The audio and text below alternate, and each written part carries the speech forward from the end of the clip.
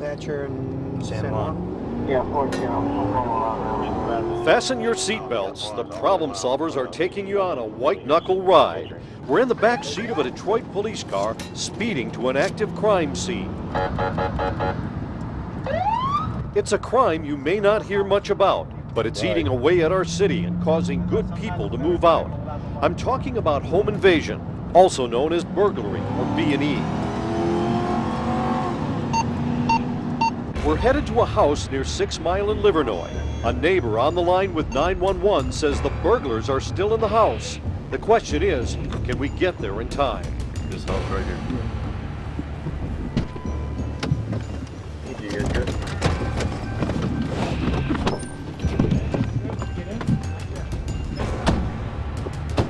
We're gonna go in and check. Hopefully we come across these guys. The house is being rehabbed and full of expensive tools. The cops are clearly pumped up. My heart is pounding. And you are about to witness something pretty rare. Come on, man, get out of there! How old are you, man? How old are you? 21. The police hustle pays off. They nabbed 3 suspected burglars in the act, and the problem solvers get it all on tape. Wait till you find out where these creeps were hiding. Why these 2 faces are real familiar to the cops.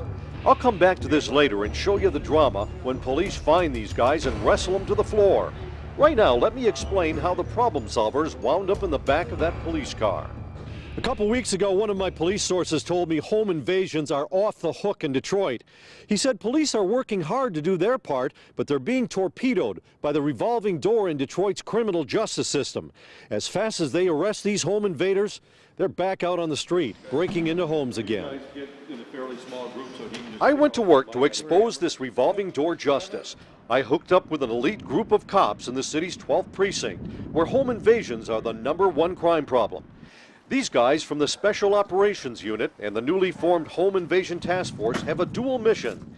Track down and arrest these guys on their wall of shame, all wanted burglars. Most are parole or probation violators on the run. In the meantime, if the dispatcher gives us a run of any type of B&E in progress, we're going to respond. Yeah, go. We head out on the hunt. It's time-consuming and frustrating, one dry hole after the other. The crooks often give their parole agents bogus addresses. She says that he pops his head in, doesn't know his cell phone number, doesn't know where he's living at. One of the crews scores, and it's a big one. They catch a parole jumper with 29 arrests going back to 1978, and he's in denial. 29 prior arrests? That must be some other guy, that isn't you? Ain't me. It's him, all right, and he's a poster child for why the cops are frustrated.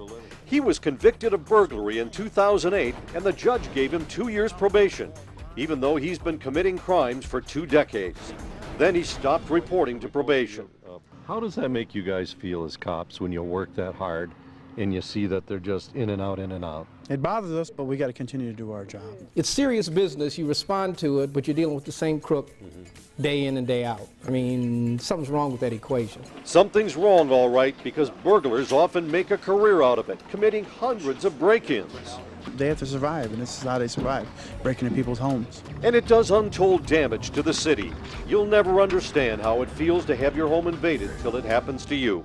Did they go through your personal things? Yes, through our panties. Through our panties, yeah, through our whole panties. Our panties. How did that make you feel? Violated. Yeah. It make you don't even want to stay in your own home no more. So those are the kinds of things that get people packing their trunks and saying, I'm leaving the city. What I'm trying to do as police chief is provide a level of service so people stay in the city. In a minute, I'm going to take you back to the house on San Juan where the police made the big score so you can see how it went down. And you'll see what it was about this guy that left the cops in stitches. Cut it out. Before I do that, let me share some things about burglars that I learned riding with the police. Home invaders often work in teams. They usually case the neighborhood before they break in. Most often, they hit during the day when people are at work, and they usually go in through a back door or window. They take a screwdriver and they'll pry this back and flip that latch over. That'll open up the window. Then they just push the window up.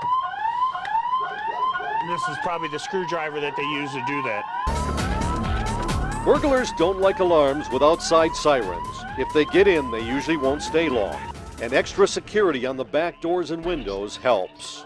So the best thing for people to do on windows like this would be put some kind of safety bar across so they won't be able to force the window up. Burglar bars are effective, but when you're home, you need to leave the keys in the inside cylinder so you can get out if there's a fire.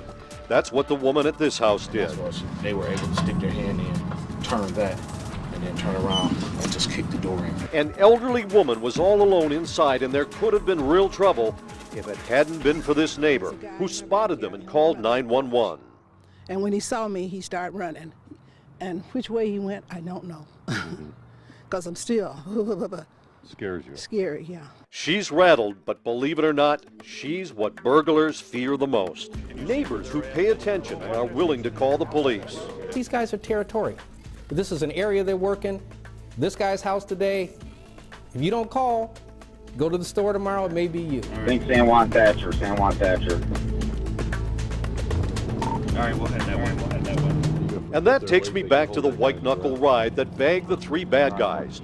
Remember, the police got there in time because an alert neighbor called 911, and later he talked to me on the phone. They went down the street, and I guess they went and got a screwdriver or whatever they had to have to get in there. One guy was watching out, and I guess the other two went in. And guess where they found the bad guys? Cowering in the attic. Get on the ground. Get on the ground. Get on the ground. Put your hands behind your back. One at a time, they haul them out of the attic and cuff them. The crew chief recognizes one of them right away, a burglary suspect they've been searching for. Oh, you're the guy from Quincy and 6 Mile that breaks in houses. No. Was it missing tooth? Let me see. Lift your head up.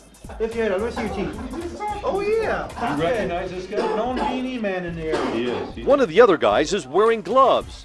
He tells the cops his hands were cold. Yeah, right. You got a record? Is that why you're wearing gloves? No, I ain't got no record, man. Oh, yes, he does. Watch what happens when the police get him outside. Remember the wanted guys on the wall of shame? That's him. He was charged with burglary 3 months ago after Councilwoman Brenda Jones spotted him walking down an alley with a 42-inch flat-screen TV. Yup, they got a twofer with this guy. He was a fugitive, and they caught him in the act. Come on, man, that's you. That's you, sir. You just use a different name. Your hair doesn't look anything like this. Put it out. 3 suspected burglars off the street with the help of a neighbor on the ball, and a homeowner grateful for the police response.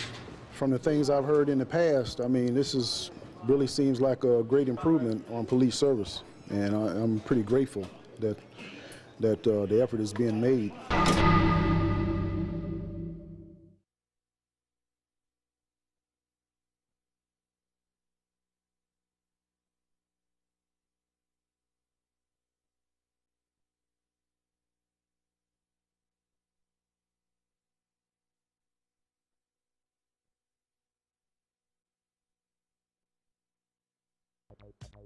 Police put this spreadsheet together showing what happened to the last 20 burglars arrested in the 12th precinct. Nearly every one of them got a relatively low bond, some no bond at all. Police say when burglars are released before trial, they often do more break-ins and frequently fail to show up in court. And of the 17 who did go to trial, only 2 were sentenced to prison time. 15 got probation or less. Half of the 20 arrested had been busted before for burglary. Chief Evans says it's time for public officials to step up and fix this problem. Everybody's giving lip service to it because everybody's broke. And nobody really wants to sit there and say, okay, well, what's the contribution that we all need to make to the overall good? I mean, I'm willing to buy, broke as we are, I'm willing to buy jail beds.